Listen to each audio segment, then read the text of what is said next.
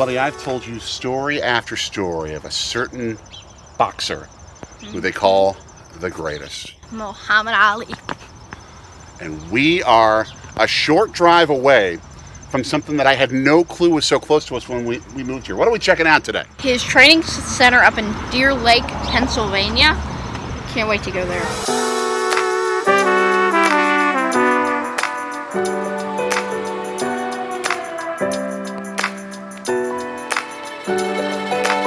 Muhammad Ali may be the most important athlete in history outside Jackie Robinson, and maybe even more than that, at least in the United States, and probably around the world, I would say, Muhammad Ali, because his journey is so much a journey of what Black America has endured. It talks so much about the issues that have happened in our country in the second half of the 20th century, now entering the first half of the 21st century. When you have an Olympic gold medalist as a boxer who can't even go to any lunch counter in his hometown and order food because of his skin color, that was wrong. And obviously, racism is still pervasive in our society, and he endured it.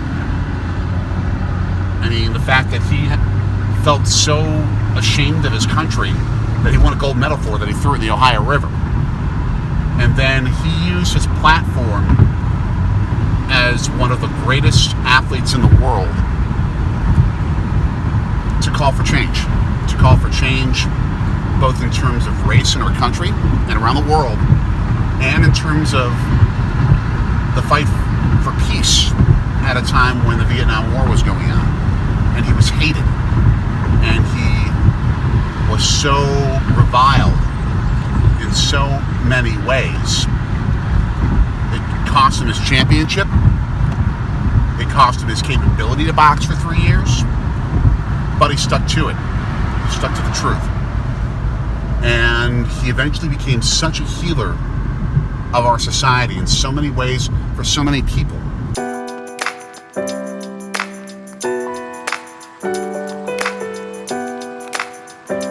Here it is. Fighter's Heaven. This doesn't exactly look like it's the Ritz-Carlton. Yeah, you can look around. We are up on a hill in Deer Lake, Pennsylvania, at this little complex that goes up a bit with some cabins all up here. Seems like a little campground. Yeah. But this is where arguably the greatest boxer in history called his home when he would train.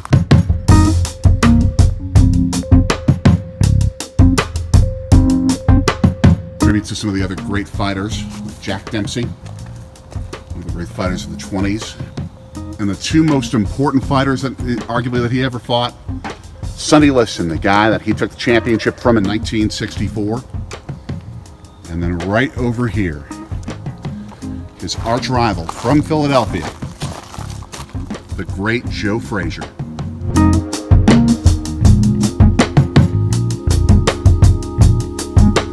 Tribute to Joe Louis, who arguably belongs in class of Ali as the greatest fighter of all time. Someone who actually helped fight for American freedom in World War II and in the boxing ring. You ever heard of a guy named Max Schmeling? No. He was a fighter from Nazi Germany who in the 1930s was sort of pushed by Hitler as his symbol of Aryan supremacy as the heavyweight champion. He took the championship. And then Joe Louis got it back and he fought Schmeling. And it turned out to sort of be freedom versus oppression and fascism. Joe Louis knocked him out in one round. He crushed him. This is the other guy who you could put in the class of Ali, Rocky Marciano, the Brockton blockbuster from just outside Boston. 49 fights, 49 wins. Wow. Only undefeated champion ever. Floyd Patterson, a boxer who was a world champion in the late 1950s, tried to stay in it in the 1960s. And he and Ali had some battles. Nice. Because at the time where Ali changed his name from Cassius Clay to his Muslim name, there were people who refused to call him that. Floyd Patterson was one of them. And when they had a championship bout one time, Ali just pulverized him. Some of the worst beatings he ever gave anybody. And after like some of his most powerful punches, he'd be like, "What's my name? What's my name?" And he wouldn't say it. "What's my name? What's my name?" Outside fireplace, just picturesque. I can see why he'd want to come out here. Get rid of the distractions, be able to focus.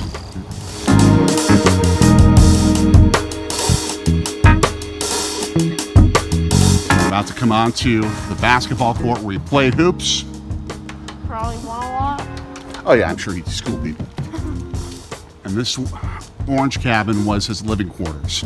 Yeah, family. With his wife, with his kids. This was Ali's home.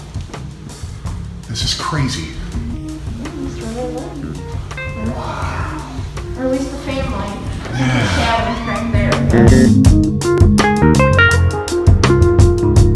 Come to a place like this and I wonder, what were his thoughts, what were his feelings, what were his fears, his hopes, his emotions as he would championship level fights? Just how focused he would have to become.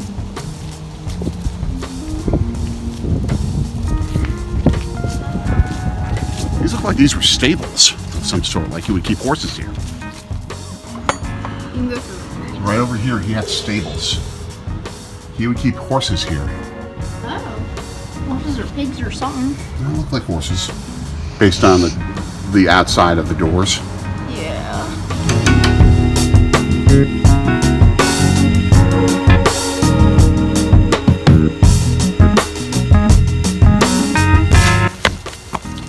This was Muhammad Ali's custom-built place of worship, his mosque.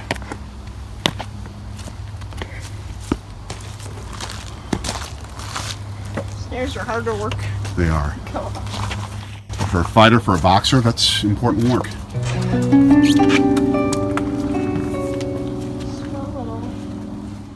And this is where he would worship 5 times a day. 5 times a day, wow. That's the Muslim tradition. And 5 times a day, you come to a prayer rug facing Mecca, the holy location of the Muslim faith, and you recite and dive deeply into prayer. And he was incredibly devout. This was the thing that kept him centered in a world that was especially chasing him away, trying to say he was less than a man, trying to say he was less than a human being. It's crazy following his footsteps here. I know. If we all had that kind of devotion to what we believe in, to our God like that, and have that as the center of what we do, and use it as a tool for love, as a peacemaking tool, like he eventually did, just imagine what this world would be like.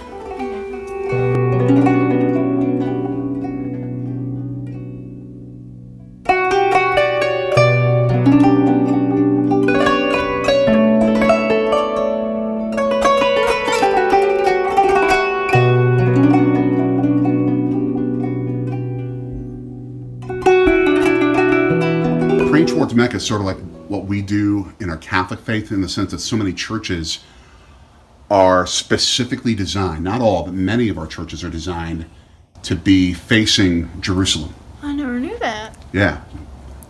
They're, especially here in the Western Hemisphere, a lot of churches, all the parishioners face east to try and come close to facing Jerusalem. Yep. Not every church pulls that off, but a lot do. These are some of the residential cabins where his trainer, like Angelo Dundee, his doctor, Dr. Freddie... Locked. But his doctor, Dr. Freddie Pacheco, who many of you, if you ever watched boxing, back in the 80s and 90s, he was a television commentator. They would all stay in these cabins. He had this specifically built so he could have his training operation stay intact.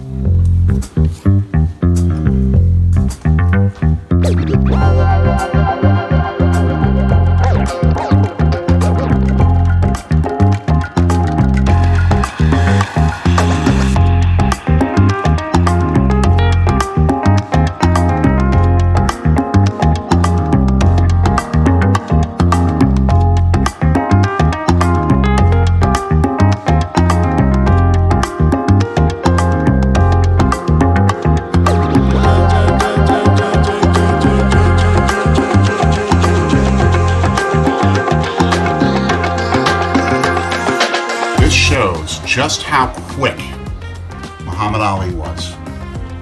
Arguably the most powerful puncher in history was Joe Frazier with his left hook. And he had the ability to escape it.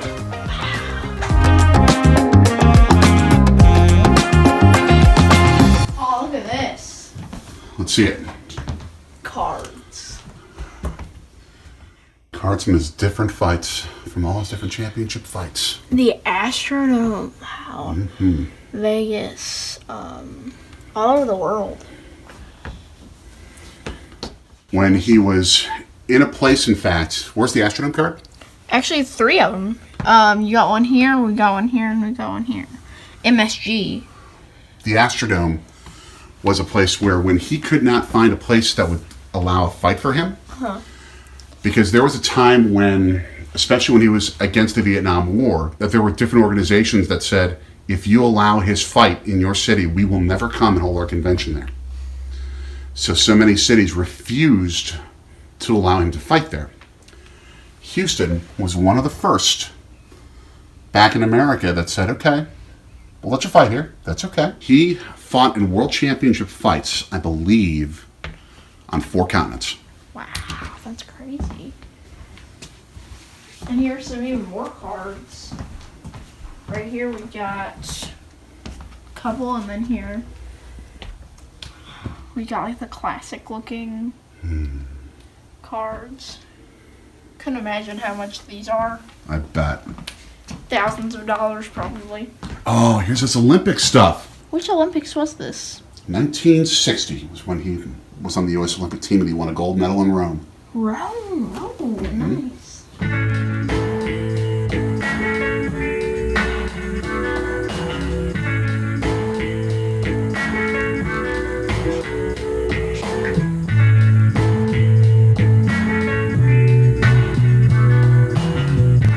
What's in here, buddy?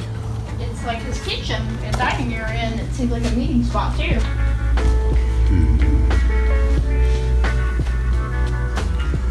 Looks like he was photographed on the roads that we drove in on for this book. So much has been renovated and better preserved. What's amazing is the owner of this place is the son, former Oakland Raiders coach, football TV commentator, and the man who they named the Madden games after, John Madden. Right there. This was his diary to God. Here's some of his religious quotes. This is also where he worked out. This looks like it might have been before because there's a lot of space here. Those hills all around here were perfect for running and staying in shape. This was Ali's bedroom. To be like a model of the same. I think this is it.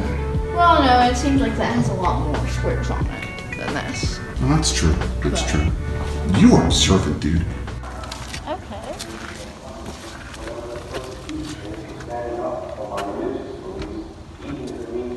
You are in the room where Ali did so many of his workouts.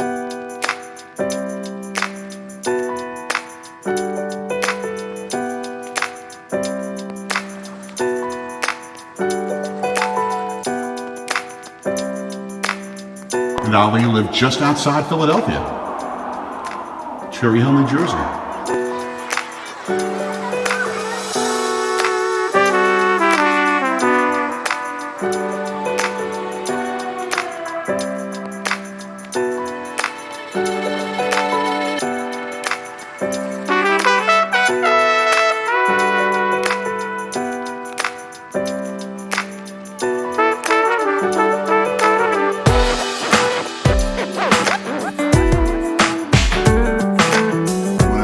In time, even after their rivalry, Muhammad Ali and Joe Frazier eventually forgave each other and became true friends.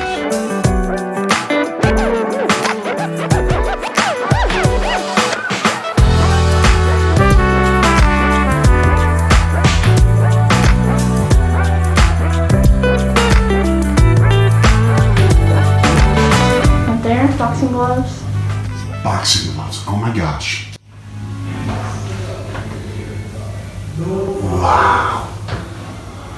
the shirts. You can see I think this is the sauna.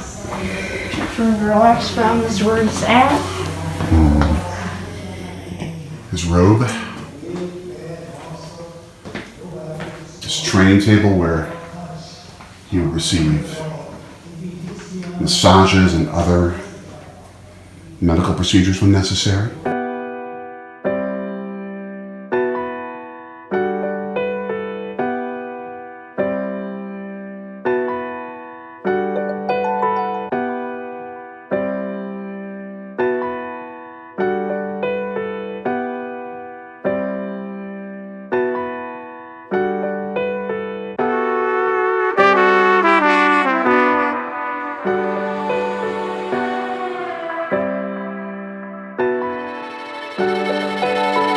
Boxing ring is a place where you cannot run, you cannot hide, where you have to face what you fear.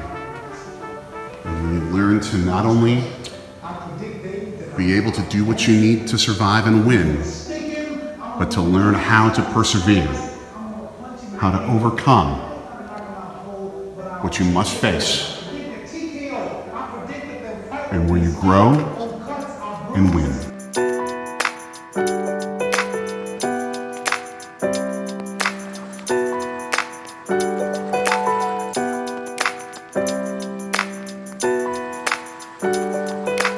You're about to punch Muhammad Ali's I've never done this before. heavy bag. See you do it. I've never done this. I'm like totally That's okay.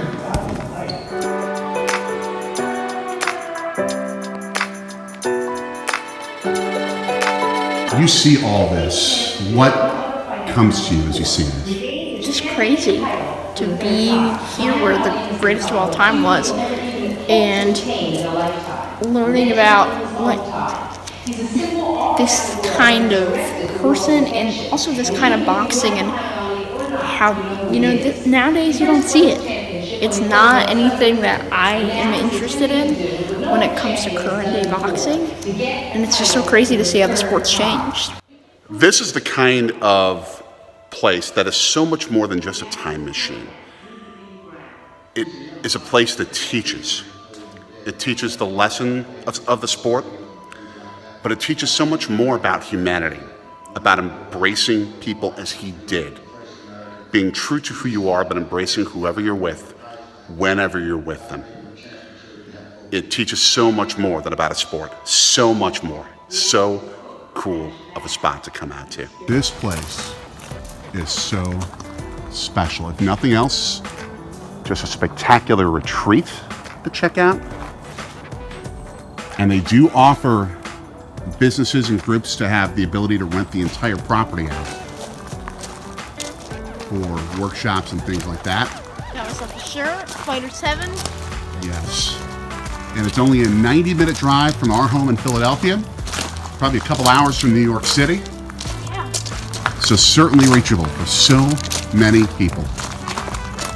Even if you don't love boxing, just experience this. I'm not a huge boxing fan. As I said, I've never watched a boxing match on live television before, but wanted to come out here and see this. This is a special spot. Such a cool day trip, such a cool journey, and to do it with you means so much more, bud. Yeah. So, for people to continue to check out what we do, what, pray tell, should they do?